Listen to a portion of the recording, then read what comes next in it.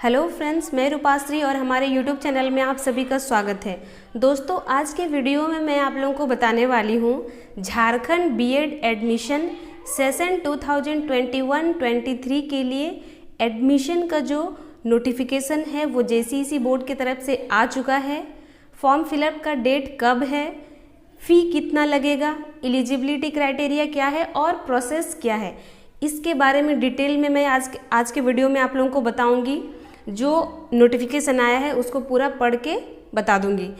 साथ ही साथ मेरे चैनल में झारखंड बीएड से related A to Z video आप लोगों को मिल जाएगा जो ऑलरेडी अपलोडेड है, या फिर इस सेशन में किस तरीके से फॉर्म भरना है, काउंसलिंग कैसे करना है, या एडमिशन के लिए एडमिशन तक का जो प्रोसेस है मैं अपने चैनल में बताते रहूँगी। इसीलिए चैनल से जुड़ जाइए अगर आपको इस सेशन में बीएड करना है तो, या फिर बीएड से रिलेटेड किसी भी तरह की जानकारी चाहिए तो दोस्तों चलिए वीडियो को स्टार्ट करते हैं। पिछले बार क्या हुआ था, बहुत लोगों को बीएड में एडमिशन लेना था लेकिन फॉर्म भरा ही नहीं था। इसीलिए जिस किसी को भी एडमिशन लेना है ये फॉर्म भरना एकदम ज़रूरी है। आप चाहे आपके दोस्त कोई भी जो है जिसको एडमिशन लेना है तो ये इन्फॉर्मेशन उन तक ज़रूर पहुंचा दीजिएगा कि फॉर्म भरने का डेट जो है वो आ चुका है। देखिए ऊपर में लिखा हुआ है बीएड पाठ्यक्रम में शैक्षणिक सत्र 2021-23 में नामांकन हेतु ऑनलाइन आवेदन पत्र भरने से संबंधित आवश्यक सूचना। उच्च एवं तकनीकी शिक्षा विभाग के एक पत्रांक का नंबर लिखा हुआ है। दिनांक 15/7/2021 द्वारा अधिसूचित विभागीय अधिसूचना के द्वारा शैक्षणिक सत्र 2021-23 में नामांकन हेतु आयोजित होने वाली संयुक्त प्रवेश प्रतियोगिता परीक्षा के स्थान पर वैकल्पिक व्यवस्था के तहत स्नातक परीक्षा में प्राप्तांक के आधार पर राज्य स्तरीय मेधा सूची तैयार करने एवं नामांकन की अनुशंसा के लिए झारखंड संयुक्त प्रवेश प्रतियोगिता परीक्षा पार्षद रांची को प्राधिकृत किया गया है। एंट्रेंस एग्ज़ाम के आधार पर जो एडमिशन होने वाला था वो प्रोसेस कैंसिल हो गया है। अब आपका ग्रेजुएशन का जो परसेंटेज है उसी को देख के मेधा सूची तैयार किया जाएगा, अर्थात ग्रेजुएशन का परसेंटेज से ही आपका एडमिशन होगा। आगे लिखा है सेकंड पॉइंट में है पाठ्यक्रम की अवधि। तो बीएड का जो सेशन होता है वो 2 साल का होता है। थर्ड पॉइंट में है आरक्षण। जब आपका मेरिट लिस्ट मेधा सूची तैयार किया जाएगा तब आरक्षण को भी प्रभावी माना जाएगा, मतलब आरक्षण को मद्देनजर रखते हुए मेधा सूची तैयार किया जाएगा। फोर्थ पॉइंट में है इस वर्ष स्नातक में शामिल होने वाले अभ्यर्थी भी ऑनलाइन आवेदन कर सकते हैं, परंतु उन्हें पुनः लॉगिन कर अपना स्नातक परीक्षा का प्राप्तांक ऑनलाइन आवेदन की अंतिम तिथि दिनांक 27/9/2021 तक दर्ज कराते हुए अंक पत्र अपलोड करना अनिवार्य होगा, अन्यथा उन्हें राज्य मेधा सूची में शामिल नहीं किया जाएगा। जो भी विद्यार्थी ग्रेजुएशन फाइनल ईयर में है, लास्ट सेमेस्टर में है, वो भी फॉर्म के लिए अप्लाई कर सकते हैं, लेकिन वो उनको अपना एप्लीकेशन आईडी को दोबारा लॉगिन करके 27/9/2021 तक अपना अंक प्रमाण पत्र मतलब मार्कशीट को अपलोड कर देना है। अगर वो अपलोड नहीं कर पाते हैं तो उनका मेरिट लिस्ट में नाम नहीं आएगा। वैसे कैंडिडेट जो अपियरिंग से भरेंगे, फोर्थ पॉइंट उनके लिए बहुत ही इम्पॉर्टेंट है, तो इस चीज़ को ध्यान में रखते हुए ही आप लोग फॉर्म भरेंगे। फिफ्थ पॉइंट में शैक्षणिक योग्यता एलिजिबिलिटी क्राइटेरिया फॉर बीएड दिया हुआ है।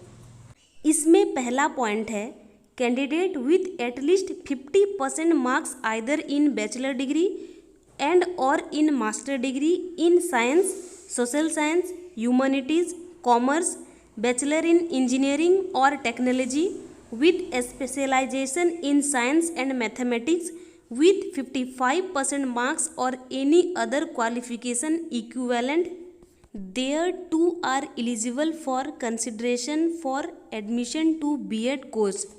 इसका मतलब ग्रेजुएशन और मास्टर डिग्री में चाहे वो साइंस, सोशल साइंस या फिर हिंदी, उर्दू, बांग्ला, कॉमर्स के स्टूडेंट हैं तो उनको 50% मार्क्स कम से कम होना चाहिए ग्रेजुएशन और मास्टर डिग्री में। और जो बैचलरिंग इंजीनियरिंग और टेक्नोलॉजी के स्टूडेंट हैं जिनका साइंस या मैथ स्पेशलाइजेशन है उनको कम से कम 55% मार्क्स होना ज़रूरी है। सेकंड पॉइंट में है the candidate will have to choose only one subject which she or he must have studied in the qualifying degree, that is bachelor degree or master degree, for at least 200 marks and out of which obtained at least 50% in that subject. The subject will henceforth be referred to as the teaching subject in the B.Ed course.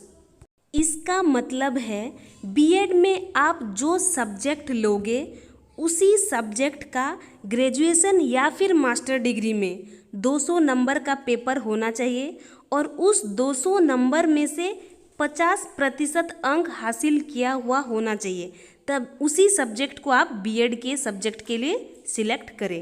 Eligibility criteria के लिए जो third point है, there is no restriction in the passing year to apply in B.Ed course. इसका मतलब कोई भी age limit नहीं है, कोई भी इस फॉर्म को अप्लाई कर सकता है। पॉइंट 6 में है आवेदन की प्रक्रिया, मतलब एप्लीकेशन फॉर्म को भरने का प्रोसेस।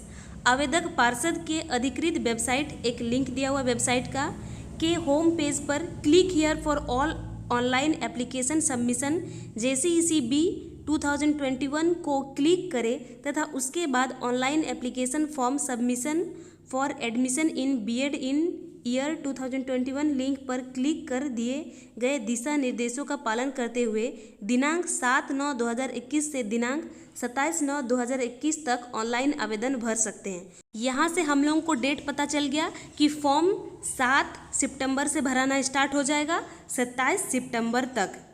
साथ ही साथ जिस दिन फॉर्म भराना स्टार्ट होगा मैं एक फॉर्म भर के आप लोगों को दिखा दूंगी कि किस तरीके से कहाँ पे क्या भरना है।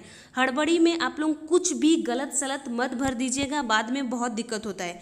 इसलिए थोड़ा सा पेशेंस रखिए, मेरे पे भरोसा कीजिए और मेरे चैनल से जुड़ जाइए ताकि एंड तक एडमिशन प्रोसेस तक जो कुछ भी होगा मैं आप लोगों को बताते रहूँ।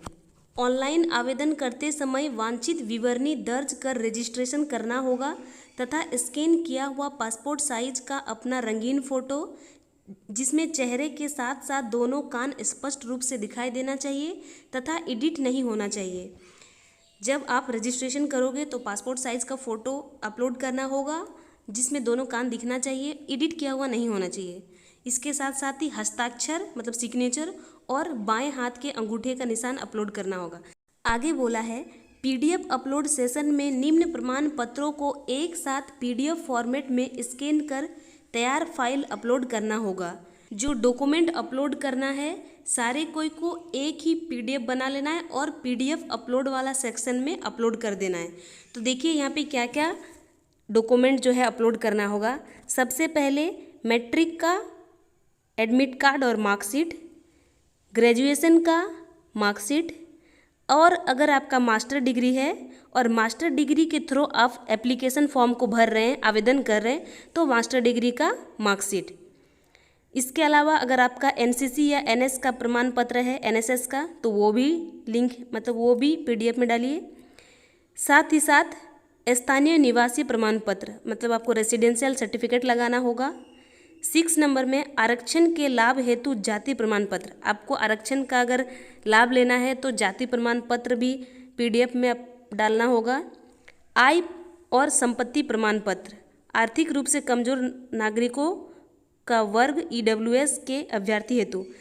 इसी के साथ साथ आपको आपका इनकम सर्टिफिकेट भी अपलोड करना होगा। लास्ट में है दिव्यांगता प्रमाण पत्र, जो भी दिव्यांग स्टूडेंट है उनको भी अपना सर्टिफिकेट अपलोड करना होगा।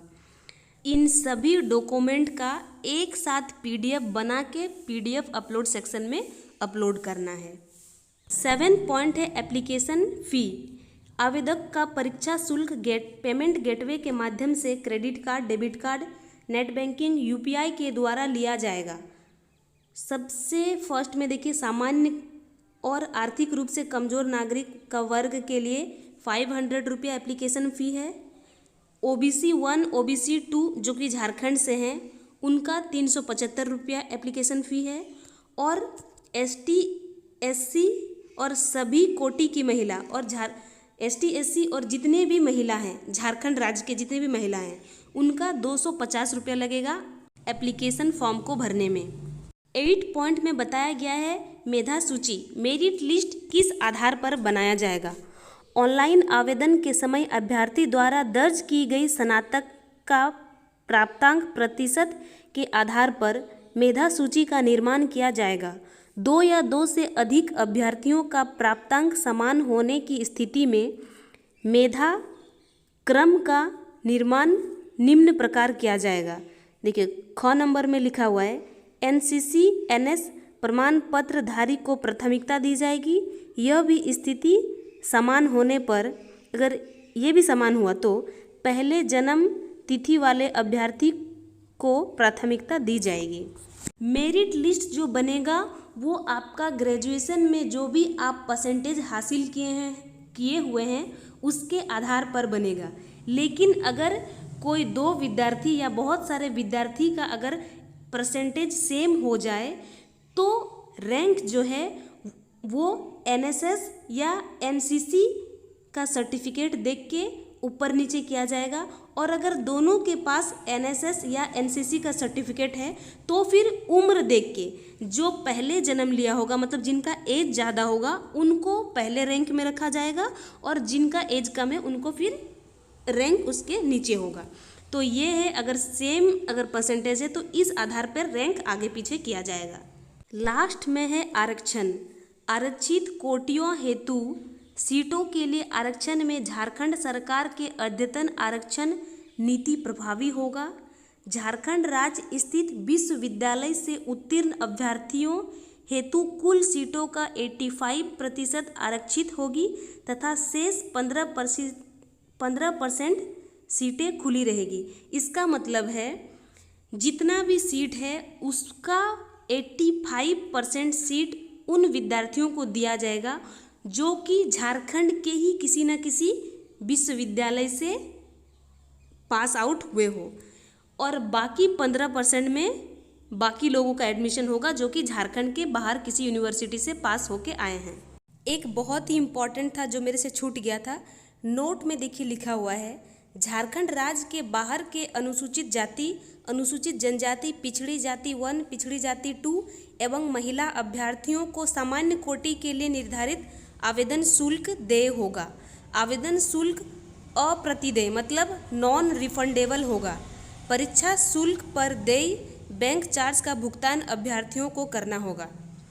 यहाँ पे बोला है कि झारखंड राज्य के बाहर से जो भी अप्लाई करेंगे, चाहे वो ST, SC, OBC 1, 2 या फिर सामान्य कोटि के हों, उनको झारखंड राज्य के सामान्य कोटि को जितना फ़ी देना होगा उनको भी उतना ही फ़ी देना होगा, मतलब उनका फ़ी लगेगा 500।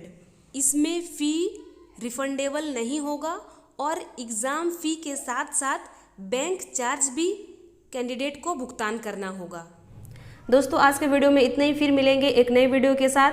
वीडियो पसंद आए तो लाइक ज़रूर करें और कुछ भी डाउट हो तो कमेंट सेक्शन में कमेंट कर दें और चैनल में जुड़ने के लिए चैनल को सब्सक्राइब करके बेल आइकन को दबा के रख लें। Thank you.